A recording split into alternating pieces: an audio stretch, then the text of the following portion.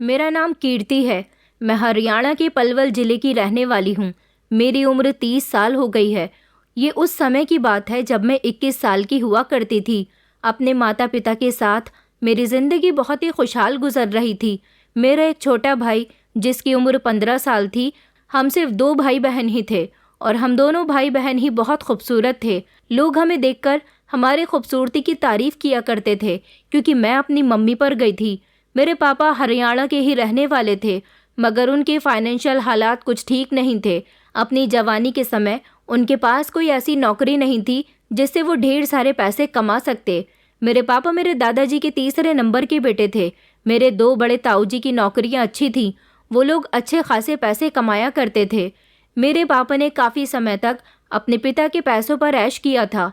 मेरे पापा एक ऐसे इंसान थे जिसको घूमने फिरने का बहुत शौक था, जो अपने दोस्तों के साथ हमेशा किसी न किसी खूबसूरत जगह घूमने के लिए चले जाते थे। मेरे पापा की ज़िंदगी में एक ऐसा वक्त भी आया था जब उन्हें किसी लड़की से प्यार हो गया। वो लड़की कोई और नहीं बल्कि मेरी मम्मी थी।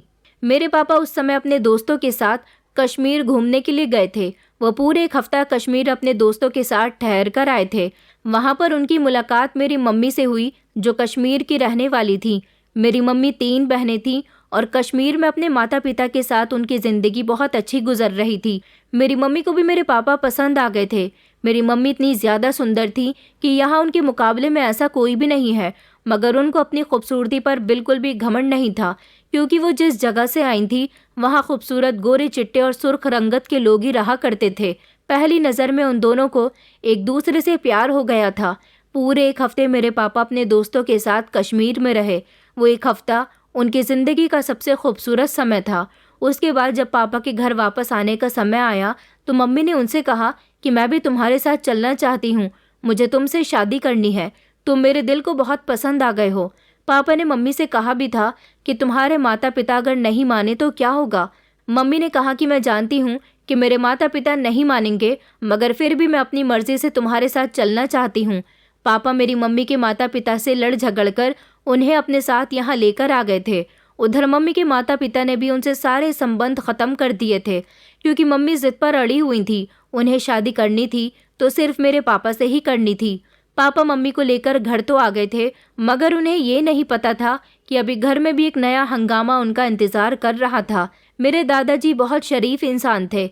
जिस जगह हम लोग रहते थे वहाँ के सारे ही लोग मेरे दादाजी की बहुत इज्जत किया करते थे। दादाजी बहुत मान सम्मान वाले इंसान थे। वो लव मैरिज के बहुत खिलाफ थे। अगर लव मैरिज कोई कर भी लेता तो वो उसे माफ़ तो भले ही ना करते थे, मगर लव मैरिज करने वाले कपल को खुशी खुशी ज़िंदगी गुजारने की एडवाइस देते थे। जब उनके खुद के बेटे ने ये काम किया तो उन्हें बहुत गुस्सा आया था। उन्हें नहीं पता था कि उनका बेटा कश्मीर से लड़की भगाकर ले आएगा। जब मम्मी पापा हरियाणा वापस आए तो उन्होंने कोर्ट मैरिज कर ली, क्योंकि मम्मी अपने सारे डॉक्यूमेंट साथ लेकर आई थी। उसके बाद पापा उन्हें अपनी पत्नी बनाकर घर लेकर आए। घर के सारे ही लोग उन दोनों को एक साथ देखकर बहुत डर गए थे। पापा ने जब उनको पूरी बात बताई तो मेरे दादाजी का पारा हाई हो गया था। उनको बहुत गुस्सा आया था, लेकिन अब कुछ नहीं हो सकता था। मम्मी कश्मीर से यहाँ आ चुकी थी। अब वो यहाँ से वापस तो नहीं जा सकती थी और वो दोनों शादी के बंधन में भी बंध चुके थे।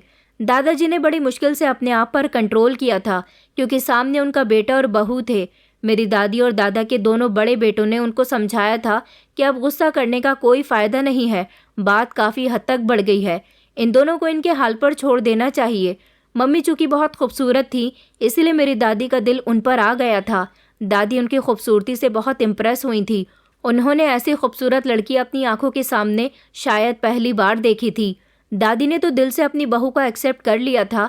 हालांकि दादा भी एक्सेप्ट कर चुके थे, लेकिन वो अपने दिल से नाराज़गी ख़त्म नहीं कर पा रहे थे। मेरे पापा ने शर्मिंदा होकर उन लोगों से माफ़ी मांगी थी और वक्त इसी तरह से गुजरता गया। मेरे दोनों ताऊजी, जो कि पहले से ही नौकरियां करते थे, इसीलिए अपने परिवार का पेट भी अपनी कमाई से पाल रहे थे। लेकिन मेरे पापा, जिसने कभी कोई मेहनत नहीं की थी, और अब शादी करने के बाद दादाजी ने उनको सावधान कर दिया था कि मैंने तुम्हें तो सारी ज़िंदगी अपनी कमाई खिलाई है, मगर अब अपने परिवार को तुम खुद देखो। तुम्हारी पत्नी का खर्चा और तुम्हारे आगे बढ़ने वाले परिवार का खर्चा तुम खुद उठाओगे। मैं तुम्हें सिर्फ इतना ही सहारा दे सकता था। पापा ये सब सुनकर बहुत घबरा गए थे। पापा को अब पता चला था कि शादी के बाद कितनी जिम्मेदारियां आ जाती हैं, मगर मेरी मम्मी ने कभी पापा से उफ तक ना की थी। उन्हें मेरे पापा इतने पसंद आ गए थे कि वो उनके साथ कैसे भी हाल में गुजारा करने के लिए तैयार थीं। मेरी दोनों ताई जी अपनी देवरानी से जलती थीं। हमेशा मेरी दोनों ताई मम्मी के खिलाफ दादी को भड़काती रहती थी। वक्त गुजरता जा रहा था। पापा नौकरी की तलाश में इधर उधर घूम रहे थे। मेरे पापा पढ़े लिखे थे, इसलिए उन्होंने नौकरी तलाश कर ली थी। भले ही उनको एक मामूली सी फैक्ट्री में नौकरी मिली थी, मगर उन्होंने सोच लिया था कि वो इतनी मेहनत करेंगे कि सब कुछ ठीक हो जाएगा। मेरे दादाजी के पास ज़्यादा जायदाद तो नहीं थी। जिस घर में वो लोग रहते थे वो घर काफ़ी बड़ा था। फिर कुछ वक्त गुजरा तो मैंने जन्म लिया। सारे ही देखने वाले लोग यही कहते थे कि बेटी बिल्कुल अपनी माँ पर गई है, क्योंकि मैं बचपन से ही बेहद खूबसूरत थी। मैं अपने ददिहाल वालों की तरह बिल्कुल भी नहीं लगती थी। मेरे जन्म पर मेरी माँ को अपने माता पिता और अपना परिवार बहुत याद आया था, लेकिन वो तो अपनी सारी पुरानी कश्तियाँ जलाकर आगे बढ़ गई थी, तो फिर पीछे कैसे वापस पलट सकती थी। वक्त गुजरने के साथ साथ दादाजी और दादी जी भी एक एक करके दुनिया से विदा हो गए और फिर घर में लड़ाई झगड़े शुरू हो गए। मेरी दोनों ताई जी का कहना था कि ये पूरा घर हमारा है, इस घर में तुम्हारा कोई हिस्सा नहीं है। मगर मेरे पापा का कहना था कि तीनों भाई बराबर हैं। भले ही मैंने कभी कोई कमाई नहीं की, कभी अपने माता पिता को अपनी कमाई का 1 रुपया भी नहीं दिया, मगर माता पिता के लिए अपने सारे ही बच्चे बराबर होते हैं। जितना इस घर में दोनों भाइयों का हक है, उतना ही हक मेरा भी है। इस बात पर बहुत बहस हुई। तीनों भाइयों में आपस में बहुत झगड़े हुए, पंचायतें हुई, तो यही फैसला निकला कि इस घर में 3 ही हिस्से होने हैं और एक हिस्सा मेरे पापा का भी होगा। घर के बंटवारे हो गए थे। मेरे दोनों ताऊजी ने अपने अपने हिस्से में आने वाली जगह बेच दी और दोनों ने उन पैसों से दूसरी जगह पर घर खरीद लिए, जबकि मेरे पापा के पास इतने पैसे नहीं थे कि वो अपना घर बेचकर दूसरा घर खरीद लेते। हालांकि मेरे पापा के हिस्से में जो घर आया था वो बहुत छोटा था, लेकिन मेरी मम्मी ने कहा कि मैं इसमें भी गुजारा कर लूँगी। अभी हमारा घर छोटा है, आगे चलकर बड़ा भी हो जाएगा। सबसे अच्छी बात तो यह है कि हमारे सर पर अपनी छत है। इस तरह अब हमारी ज़िंदगी थोड़ी सुकून से गुजरने लगी थी। पापा काम करके जितने पैसे लेकर आते, उन पैसों से हमारे घर का गुजारा हो जाता था। फिर कुछ समय के बाद मेरा छोटा भाई आ गया और मेरे माता पिता का परिवार पूरा हो गया था। मेरे मम्मी पापा ने हम दोनों भाई बहन को बहुत प्यार दिया था, मगर वो सिर्फ मजबूर थे तो हमारी ख्वाहिशें पूरी करने से मजबूर थे, क्योंकि पापा की जितनी सैलरी थी उस हिसाब से वो हमारी हर ख्वाहिश पूरी नहीं कर सकते थे। फिर ऐसा हुआ कि वक्त गुजरता गया, मैं और मेरा भाई बड़े होते गए, हम लोगों की पढ़ाई भी पूरी हो गई और उसी बीच पापा का काम भी पहले से अच्छा हो गया।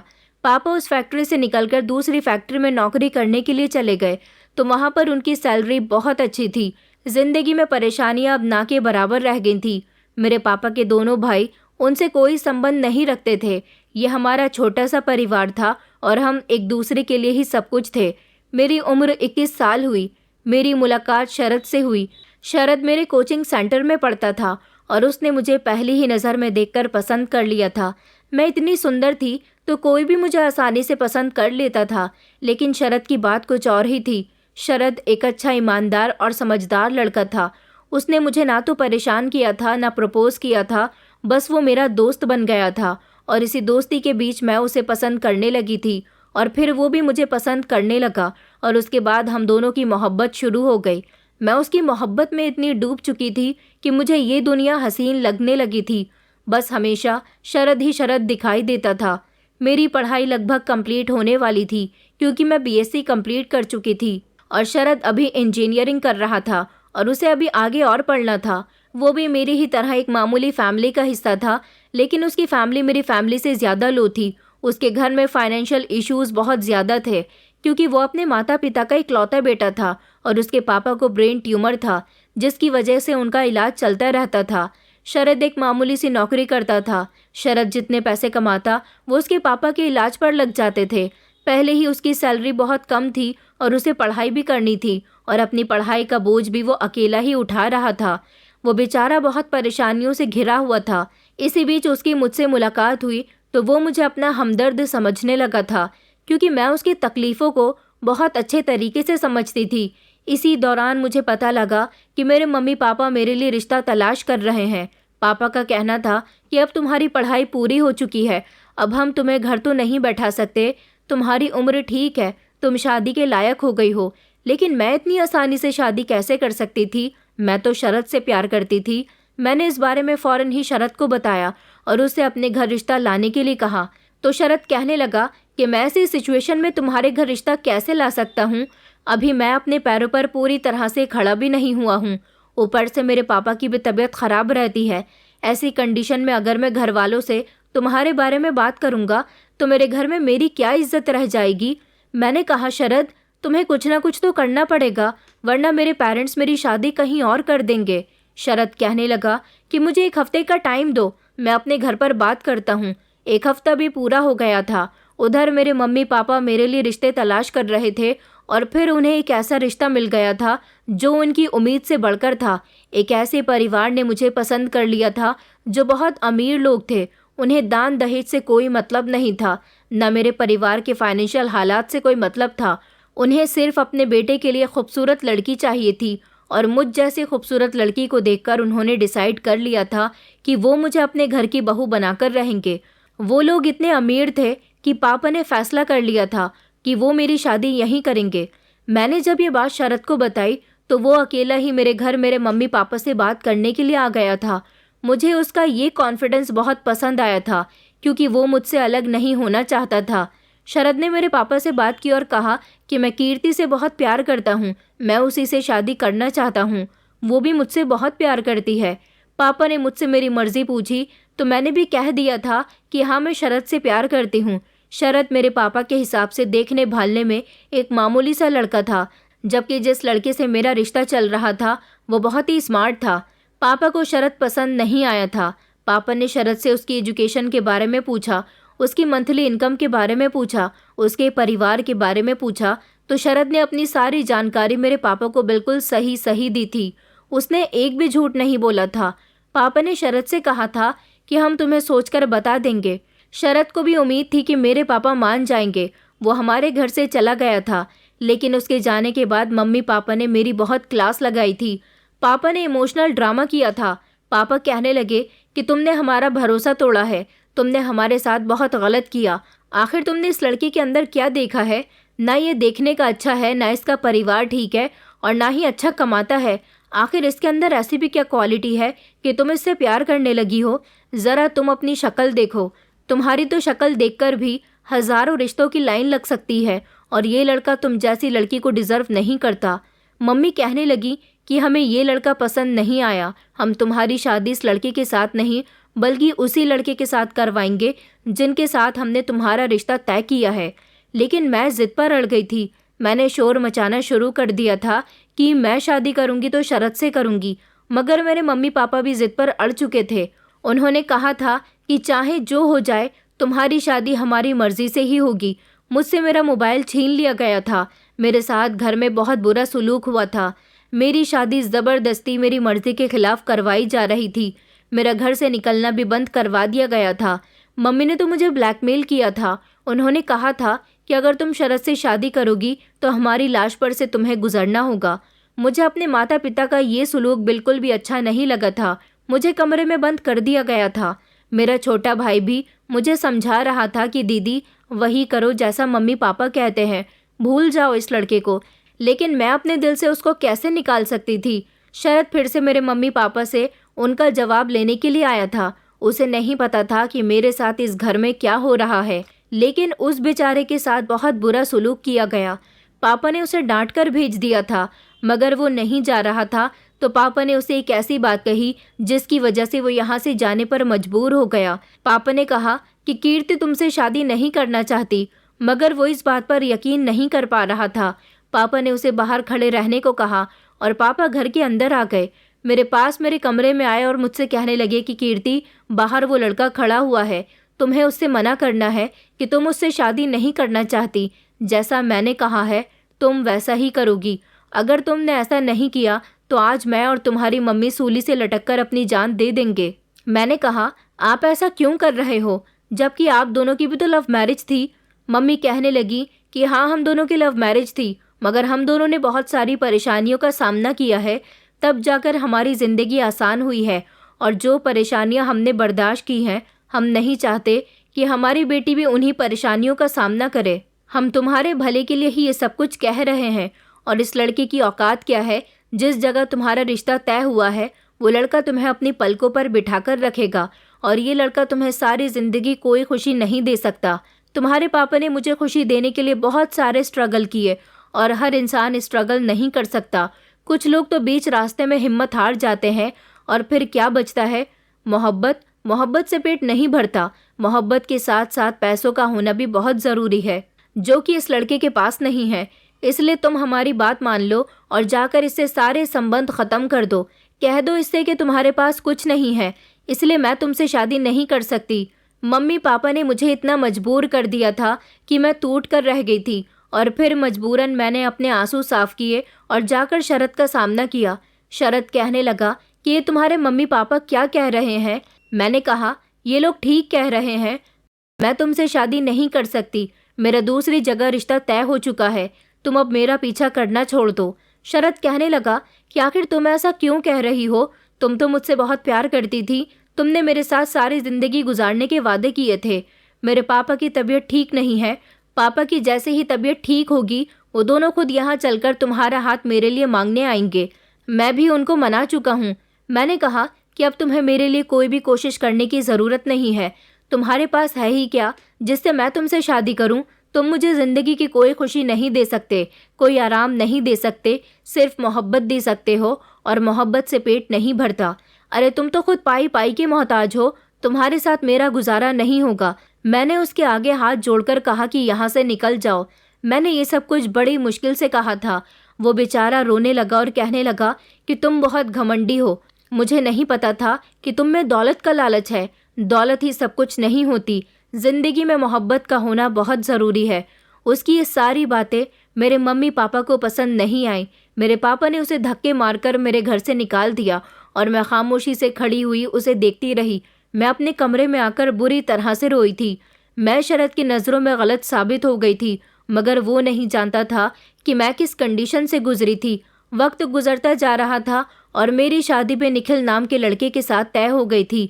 शरद के साथ मेरे माता पिता की वजह से जो कुछ भी हुआ था उसके लिए मैंने सोच लिया था कि मैं खुद को कभी माफ़ नहीं करूंगी और कभी अपने पेरेंट्स को पलटकर नहीं देखूंगी। मेरे घर में मेरी शादी की तैयारियां शुरू हो गई थी और फाइनली मेरी शादी का दिन भी आ गया था। अपने माता पिता के कहने के मुताबिक मैंने ये शादी तो कर ली थी, लेकिन मैं एक पत्थर की मूरत बन गई थी जिसे ना तो कोई दुख था और ना ही कोई खुशी। शरद ने भी मुझे दोबारा कभी पलटकर कांटेक्ट करने की कोशिश नहीं की थी। वो मुझसे कांटेक्ट करता भी कहाँ से?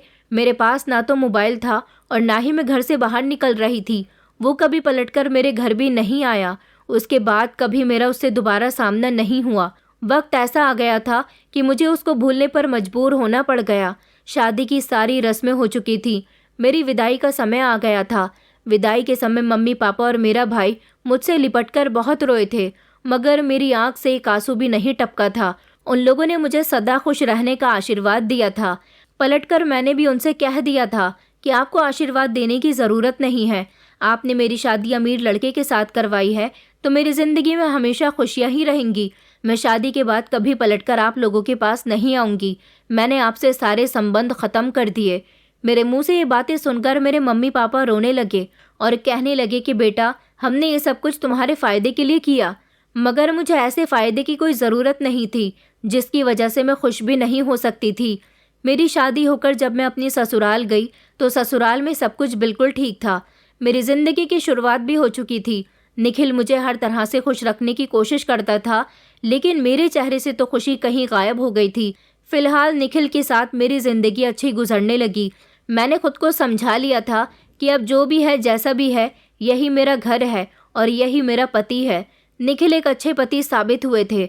उनका बिहेवियर मेरे साथ बहुत अच्छा रहता था, लेकिन उनकी माँ का बिहेवियर मुझे बिल्कुल भी पसंद नहीं था, जो मुझसे बात करना भी पसंद नहीं करती थी।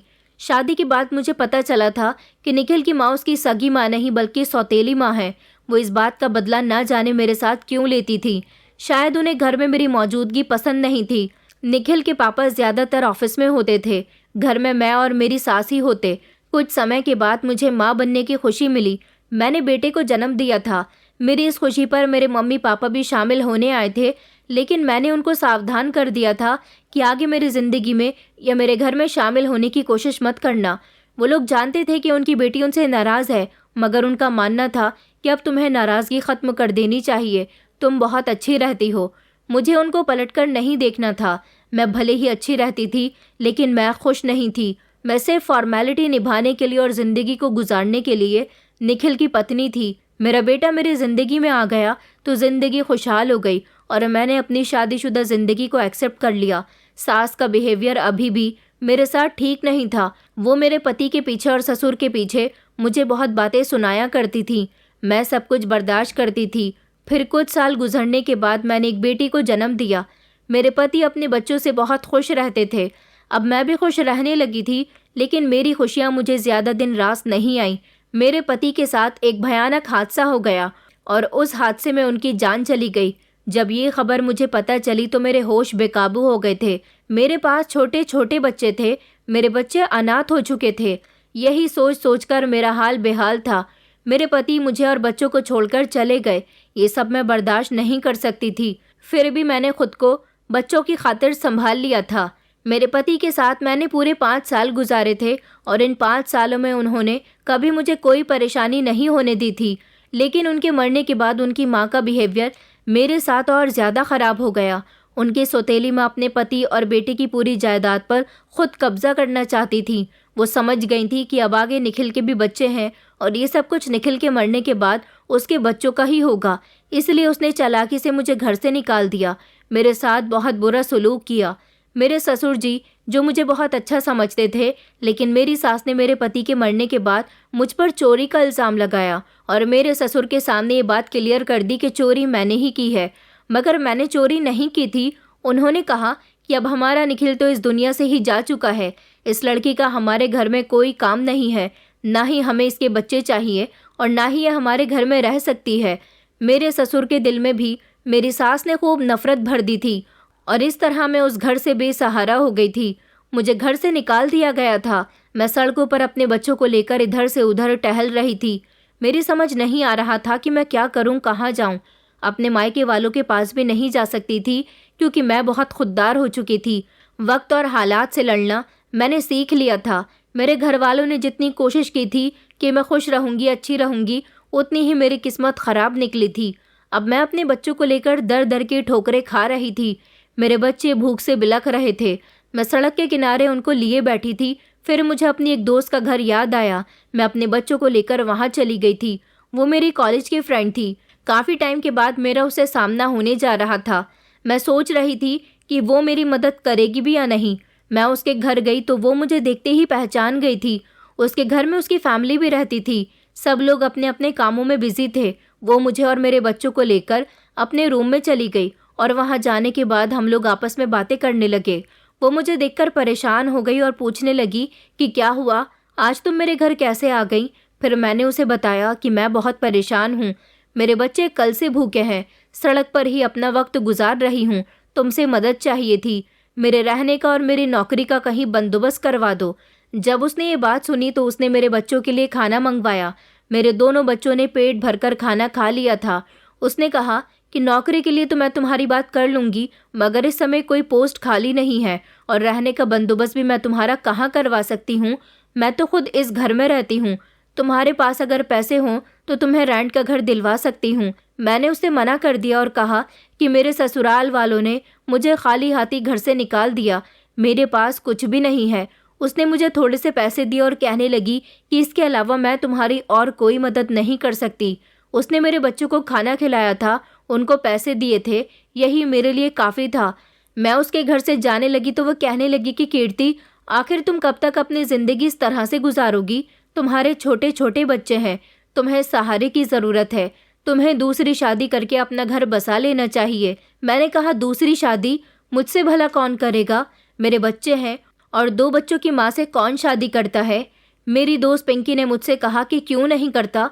इस दुनिया में बहुत सारे ऐसे लोग हैं जिनकी पत्नियां मर जाती हैं, शादी नहीं चल पाती या फिर किसी कारण उनकी शादी नहीं हो पाती, तो फिर ऐसे लोग तुम जैसी लड़कियों का ही तो साथ चाहते हैं जो उनके घर को संभाल सके। मैंने कहा कि मैं शादी नहीं करना चाहती, मुझे सिर्फ पैसा कमाना है। फिर पिंकी ने मुझे एक आइडिया दिया। उसने कहा कि तुम्हें शादी भी नहीं करनी और पैसा भी कमाना है, तो तुम किसी ऐसे इंसान से शादी क्यों नहीं कर लेती जो सिर्फ पैसा देकर सिर्फ अपनी ज़रूरत के लिए शादी करे। मैंने चौंक कर पिंकी को देखा। मैंने कहा, क्या इस दुनिया में ऐसे भी लोग होते हैं? तो वो कहने लगी कि हाँ, ऐसे बहुत सारे ज़रूरतमंद लोग होते हैं जो सिर्फ ज़रूरत के लिए अपनी शादी करते हैं। कोई कॉन्ट्रैक्ट शादी जैसे कि कुछ दिन का कॉन्ट्रैक्ट और तुम चाहो तो अपनी फ़ीस ले सकती हो। मैं तो उसकी बात सुनकर चौंक गई थी, लेकिन ये आइडिया मेरे दिमाग में आ गया था। मैंने सोच लिया था कि मैं इसी तरह से पैसा कमा लूँगी। आखिर मैं किस तरह अपने बच्चों को सड़कों पर फिरने दूँ? ज़रूरत के लिए ही सही, मगर मेरे पास अपने बच्चों की परवरिश करने के लिए पैसे तो आ जाएंगे। वैसे भी मेरे पास कोई दूसरा सहारा नहीं था। अपने बच्चों की खातिर एक औरत क्या कुछ नहीं करती। अपने घर वालों से तो मुझे कोई मदद लेनी ही नहीं थी। इसलिए मैंने पिंकी की मदद से कुछ ऐसे लोगों से बात की जो अपनी ज़रूरत पूरी करने की खातिर कुछ दिन के लिए मुझे अपनी पत्नी बनाना चाहते थे। मुझे ये भी एहसास हुआ कि मैंने निखिल के सामने कभी भी उससे अपनी मोहब्बत का इजहार नहीं किया। मैं करती भी तो कैसे, जब मैं उससे मोहब्बत करती ही नहीं थी। मैंने मामूली तौर पर शादी करने का सोचा, क्योंकि इस तरह लोगों की ख्वाहिश भी पूरी हो जाती और मैं उनके सर पर बोझ भी नहीं बनती। मेरा सामने एक आदमी से हुआ जो काफ़ी बड़ा था। उसे देखकर मेरी आंखों में आंसू भी आ गए थे। वो मेरी खूबसूरती का दीवाना हो गया था और उसने मुझे अपनी बनाने का कहा, मगर मैंने उसे पहले ही बता दिया था कि मैं तुम्हारी पत्नी सिर्फ 3 दिन के लिए ही बनूंगी। मेरी फीस 3 दिन के 3 लाख रुपए है। मुझ जैसी खूबसूरत लड़की के साथ वक्त गुजारने के लिए तो हर कोई बेचैन रहता था, तो फिर अमीर लोग भी मुझ पर आसानी से पैसा लुटा सकते थे। वो बुढ़ा आदमी मान गया था और इस तरह मेरी शादी उसके साथ 3 दिन के कॉन्ट्रैक्ट पर हो गई। उसने जैसे ही मुझे 1 लाख रुपए का एडवांस दिया, मैंने फौरन एक घर किराए पर ले लिया और घर के अंदर सारा ज़रूरत का सामान रख लिया। फिर मैं 3 दिन के लिए उसकी पत्नी बन गई और 3 दिन तक उसने मुझसे पत्नी होने का पूरा हक वसूल किया। उसके बाद उसने मेरे पैसे दिए और मैं अपने घर आ गई थी। अब मेरे पास काफ़ी सारे पैसे रहने लगे थे, क्योंकि अब मैं इसी तरह से पैसा कमा रही थी। एक आदमी को छोड़कर दूसरे के साथ शादी और दूसरे को छोड़कर तीसरे के साथ शादी, यही मेरा कारोबार बन गया था। बस मुझे खुशी तो इस बात की थी कि मेरे बच्चों का पेट भर रहा था। मेरे पास 1 लाख रुपए एक दिन का इकट्ठा हो जाता था, मगर मुझे इस काम के लिए बहुत कम कस्टमर मिलते थे। ऐसे बहुत से लोग थे जिनकी अपनी ख्वाहिश होती है शादी करने की, मगर उनकी किसी मजबूरी की वजह से शादी नहीं हो पाती। और बहुत से ऐसे भी लोग हैं जिनके पास पैसे नहीं होते, वो ये काम बहुत कम करते हैं। फिर भी मेरे बच्चों का खाना पीना चल निकला था और मेरी ज़िंदगी अच्छी गुजर बसर होने लगी। मैं बहुत कंजूसी से गुजारा करती थी, क्योंकि मैं समझ गई थी कि बुरा वक्त कभी भी और किसी पर भी आ सकता है। बुरे वक्त के लिए हमेशा पैसे लगाकर रखने चाहिए। मेरे दोस्त का तो मैंने बहुत बहुत शुक्रिया अदा किया था। भले ही वो मेरी मदद न कर सकी थी, मगर उसने मुझे पैसे कमाने का तरीका सिखा दिया था। ये मैं जानती थी कि मेरे पैसे कमाने का तरीका गलत है, लेकिन मुझ जैसी मजबूर औरत और क्या करती। वैसे भी खूबसूरत औरत को इस दुनिया के भेड़िए अपनी नज़रों से नोच डालते हैं। उससे पहले मैंने खुद ही इसी काम को अपना धंधा बना लिया था। एक दिन मेरे घर के दरवाजे पर दस्तक हुई तो मेरी बेटी दरवाज़ा खोलने के लिए चली गई। कहने लगी कि मम्मी, आपसे कोई मिलने के लिए आए हैं। मैं दरवाजे की तरफ बढ़ी तो सामने एक अजीब से हुलिये में एक मर्द था। उसको देखकर मैं हैरान रह गई। उसकी दाढ़ी बड़ी हुई थी, जबकि बाल भी बिखरे बिखरे से थे। मैंने कहा कि कौन? तो वो कहने लगा कि मैंने सुना है कि तुम पैसों के लिए शादी करती हो और तुम्हारा सिर्फ 3 दिन का ही कॉन्ट्रैक्ट होता है। मैंने इधर उधर देखते हुए इत्मीनान किया कि कहीं कोई मोहल्लेदार या मेरे बच्चे आसपास तो मौजूद नहीं है, मगर वहाँ पर कोई नहीं था। तसल्ली करने के बाद मैंने उससे कहा कि जी हाँ, आप बिल्कुल सही कह रहे हो, मैं ऐसा ही करती हूँ। क्या तुम भी मुझसे शादी करना चाहते हो? तो वो कहने लगा कि हाँ, लेकिन मैं तुमसे 3 दिन के लिए नहीं बल्कि पूरे 1 महीने के लिए शादी करना चाहता हूँ। मैंने कहा कि मैं इतना लंबा कॉन्ट्रैक्ट नहीं रखती। उसने कहा कि पैसे की खातिर जब तुम अपना शरीर दूसरों के हवाले कर सकती हो, दूसरों से शादी कर सकती हो, तो क्या अपना वक्त आगे नहीं बढ़ा सकती? मैंने उसे चौंक कर देखा। वो खामोश हो गया। फिर थोड़ी देर के बाद बोला, तुम एक दिन के 1 लाख रुपए कमाती हो ना, मैं तुम्हें 1 महीने के 50 लाख रुपए दूंगा। उसकी बात सुनकर तो मैं हैरान रह गई थी। 50 लाख रुपए तो एक बहुत बड़ी रकम थी। इतने पैसे अगर मेरे पास आ जाते तो मैं अपना और अपने बच्चों का भविष्य सुधार सकती थी, कोई कारोबार भी कर सकती थी और फिर शायद मुझे सारी ज़िंदगी कभी गलत काम करने की ज़रूरत ही न पड़ती। मैंने सोचा कि इस तरह मेरी पूरी ज़िंदगी बदल जाएगी। मैंने उस मर्द की बात मान ली और उससे शादी भी कर ली। वो मुझे और मेरे बच्चों को अपने साथ अपने घर ले गया था। मगर बड़ी अजीब बात थी कि जिस काम के लिए उसने मुझसे शादी की थी, उस काम को उसने कभी अंजाम ही नहीं दिया था। उसने तो सिर्फ मुझे और मेरे बच्चों को अपने घर ले जाकर रख लिया था। वहाँ हमें पेट भरकर खाना मिल रहा था, हमारी सारी ज़रूरतें पूरी हो रही थी। उसने तो मुझे हाथ तक नहीं लगाया था।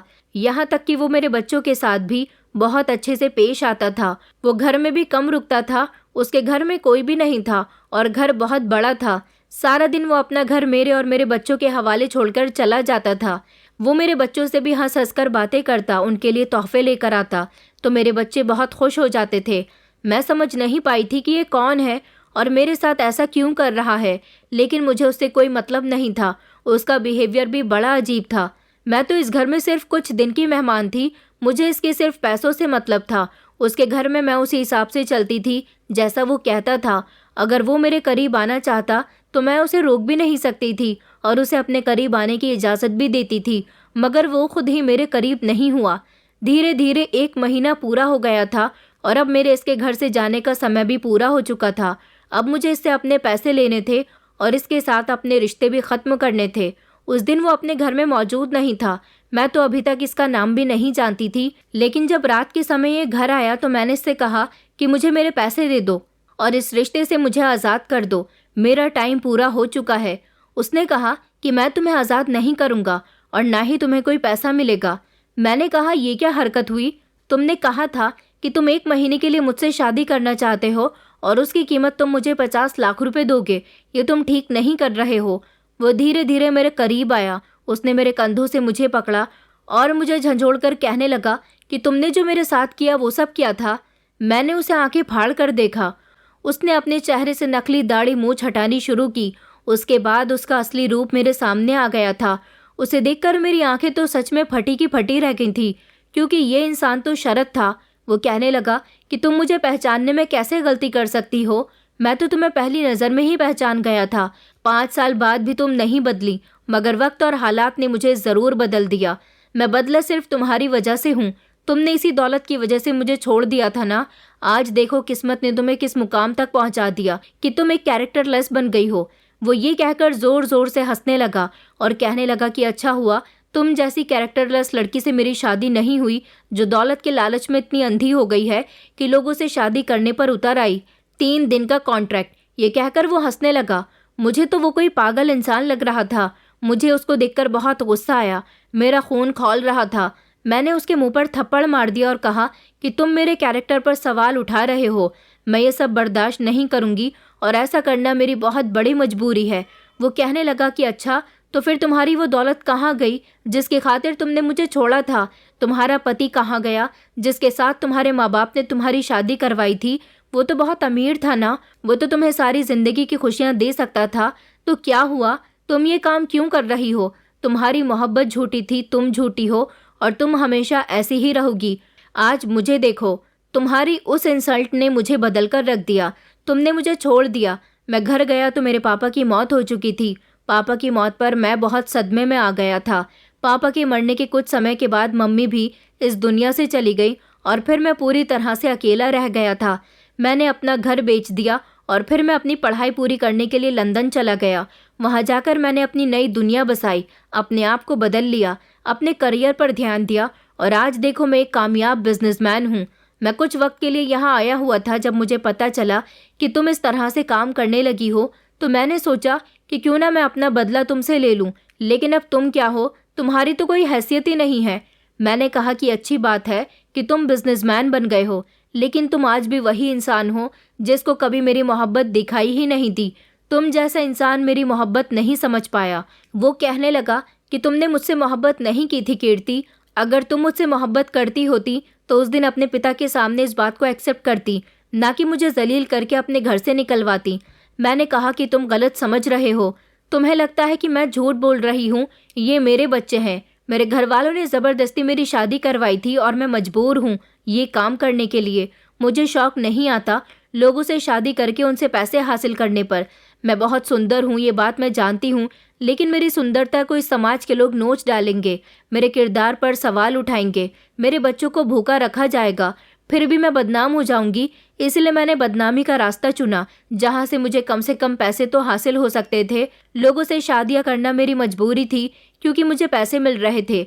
मेरे घर वालों ने मेरी शादी निखिल के साथ इसलिए करवाई थी ताकि लव मैरिज करने के बाद जो परेशानियां उन्होंने झेली हैं, वो परेशानी मुझे न झेलनी पड़े।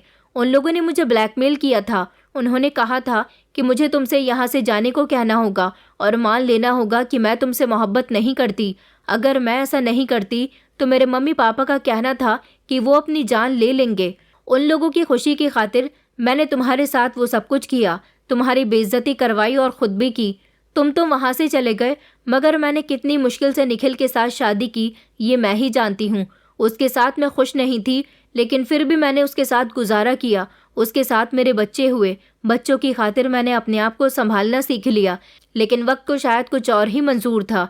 कुछ समय के बाद मेरा पति एक हादसे में मर गया। मेरे ससुराल वालों ने मुझे घर से निकाल दिया। मैं सड़कों पर अपने बच्चों को लेकर टहल रही थी। मेरे बच्चों को 2 वक्त का खाना खिलाने वाला भी कोई नहीं था, इसलिए मैंने ये काम किया। एक माँ अपने बच्चों के लिए मजबूर होकर कुछ भी कर सकती है। हाँ, मैं खुदगर्ज हो गई थी, सिर्फ अपने बच्चों के लिए। हाँ, मुझे दौलत चाहिए थी, सिर्फ अपने बच्चों के लिए। मगर मैं दौलत की इतनी भी भूखी नहीं हूँ कि तुम्हें धोखा दूँ। मैंने इस दौलत की खातिर तुम्हें धोखा नहीं दिया। मैं तो तुमसे आज भी मोहब्बत करती हूँ। आंखों में आंसू और मेरे चेहरे पर बेबसी देखकर वो कहने लगा कि तुम झूठ बोल रही हो। अगर ऐसा ही हुआ था तो तुम अपने माता पिता के पास क्यों नहीं गई, उनके घर क्यों नहीं रही, क्यों तुम सड़कों पर टहलती रही? मैंने कहा, क्योंकि मैं उनसे कोई संबंध नहीं रखती। उन लोगों ने अपनी खुशी की खातिर, अपनी इज्जत की खातिर तुमसे अलग करवाया था मुझे, और मेरी शादी निखिल के साथ करवाई थी। मैंने उनकी आज्ञा का पालन किया। वो लोग चाहते थे कि मैं निखिल से शादी करके अपना घर बसाऊं। मैंने वो किया, लेकिन मैं उनसे आज भी नाराज हूँ, क्योंकि उन्होंने मेरी मोहब्बत को मुझसे अलग कर दिया था। विदा होते समय ही मैंने उनसे सारे रिश्ते खत्म कर दिए, और फिर मुझ पर जितनी ही परेशानी आई, मैंने कभी पलटकर उनको आज तक नहीं देखा, और ना ही मैं उनके पास गई। ये कहकर मैं फूट फूट कर रो रही थी। मेरी बातों पर शरद को यकीन हो गया था। शरद मेरे आगे हाथ जोड़कर मुझसे माफ़ी मांगने लगा। कहने लगा कि मैं तो तुम्हें गलत समझता रहा कीर्ति, मुझे लगा कि तुम गलत हो। तुम लालची होने के साथ साथ एक बिगड़ी हुई औरत भी हो गई हो, मगर मुझे नहीं पता था कि तुम्हारे ऐसा करने पर एक दर्द भरी कहानी छुपी हुई है। मुझे माफ़ कर दो। मैं तो तुम्हें ये रियलाइज़ करवाना चाहता था कि तुमने मेरे साथ बहुत गलत किया, मगर मुझे नहीं पता था कि तुमने जो मेरे साथ किया, ऐसा तुमसे करवाया गया था। वो मेरे हाथ पकड़कर मेरे साथ रोने लगा था। उसने कहा कि आज मैं तुम्हें एक ऑप्शन देना चाहता हूँ। मैं तुमसे यहाँ रुकने के लिए ज़िद नहीं करूँगा, तुम्हारी मर्जी है। एक तरफ तुम्हारे पास 50 लाख रुपए हैं और दूसरी तरफ मैं हूँ, जो तुम्हें आज भी तुम्हारे बच्चों के साथ एक्सेप्ट करने के लिए तैयार हूँ। तुम चाहो तो 50 लाख रुपए लेकर यहाँ से जा सकती हो। वो 50 लाख रुपए कुछ समय के बाद ख़त्म हो जाएंगे, तो फिर तुम्हें किसी नए मर्द से शादी करनी पड़ेगी, और अगर तुम मुझे एक्सेप्ट कर लेती हो तो मैं तुम्हारे साथ सारी ज़िंदगी रहूँगा। तुम्हारा और तुम्हारे बच्चों का बहुत ख्याल रखूँगा। तुम्हारे बच्चे बहुत प्यारे हैं, उनके साथ मुझे दिली लगाव हो गया है। मुझे नहीं पता था कि तुम्हारे पति की मौत हो गई। मुझे लगा कि तुमने अपने पति को छोड़ दिया, लेकिन जब मैं तुम्हारे घर गया था तो तुम्हारे घर की कंडीशन देखकर मुझे कुछ खटका सा महसूस हुआ था, मगर मैंने सच्चाई जानने की कोशिश तब भी नहीं की थी। मैंने सोचा था कि जब तुम यहाँ से जाओगी तब मैं तुमसे अपना बदला लूँगा। मैं तुम्हें पैसे नहीं दूंगा, तुम्हें अपने साथ रिश्ते में इसी तरह से रहने दूंगा, और तुम्हारे साथ रहकर भी तुम्हारा नहीं बनूंगा। तुम्हें आज़ाद नहीं करूँगा, तब तुम्हें मेरी मोहब्बत का एहसास होगा। मगर मुझे माफ़ कर दो, अपना एहसास दिलाने के चक्कर में मैं तुम्हारे साथ बहुत गलत कर देता। वो कहने लगा, तुम्हें जो ऑप्शन ठीक लगे तुम उसे सिलेक्ट कर सकती हो। शरद की बातें सुनकर मैं सोच में पड़ गई थी कि मैं करूं तो क्या करूं, लेकिन मैंने इस 1 महीने में देख लिया था कि मेरे बच्चे शरद से बहुत मोहब्बत करने लगे हैं। मैंने सोचा कि 50 लाख रुपए से मेरी पूरी ज़िंदगी नहीं गुजर सकती, और ना ही मुझे और मेरे बच्चों को किसी मर्द का सहारा मिल सकता है। शरद एक अच्छा इंसान है, मुझे शरद के साथ ही रहना पसंद आया था। इस तरह मेरे बच्चों को पिता का सहारा भी मिल जाता, और मेरी पूरी ज़िंदगी भी शरद के साथ गुजर जाती। शरद के साथ शादी करने का अरमान मेरा पूरा हो चुका था, और इस तरह मुझे मेरी मोहब्बत मिल गई थी। मैंने जब शरद को अपनी मर्जी बताई तो वो बहुत खुश हुआ था। उसके साथ शादी के बंधन में तो मैं पहले ही थी। उसने मुझे और मेरे बच्चों को सहारा दिया, और इस तरह हम दोनों ने पुरानी बातें भुलाकर अपनी नई ज़िंदगी की शुरुआत कर दी थी। मेरे माता पिता, जिनको अभी तक ये पता भी नहीं था कि उनकी बेटी ने किस तरह की परेशानियों का सामना किया। जैसी सोच मेरे पेरेंट्स रखते हैं, ऐसी ही सोच रखने वाले कुछ ऐसे पेरेंट्स से मैं एक सवाल करना चाहती हूँ कि जो परेशानी आपने सही है, ज़रूरी नहीं कि आपके बच्चे भी वही परेशानी झेलें। ज़िंदगी में परेशानियाँ तो आती जाती रहती हैं और सबकी परेशानियाँ भी अलग अलग रूप में होती हैं। मेहनत से इंसान क्या कुछ नहीं कर सकता। जिस तरह मेरे पापा ने मेरी मम्मी की खातिर मेहनत करके इतना सब कुछ किया था और वो लोग सुकून की ज़िंदगी गुजार रहे थे, उसी तरह मेरे मम्मी पापा शरद के बारे में भी तो सोच सकते थे ना। शरद भी तो बदल गया और इतना सब कुछ हो जाने के बाद भी उसने मुझे हासिल कर लिया। आने वाली परेशानियों को आप लोग नहीं रोक सकते, जो होना है वो तो होकर ही रहता है। मैं शरद के साथ अब बहुत खुश हूँ। वो मुझे और मेरे बच्चों को अपने साथ लंदन ले आया है और यहाँ मैं उसके साथ एक खुशहाल ज़िंदगी गुजार रही हूँ। दोस्तों, उम्मीद करती हूँ आपको हमारी कहानी पसंद आई होगी। कहानी पसंद आई है तो वीडियो को लाइक करें, चैनल पर नए हैं तो चैनल को सब्सक्राइब करें और हाँ, नोटिफिकेशन बेल को ज़रूर दबाएं ताकि अगली अपडेट सबसे पहले आपको मिले।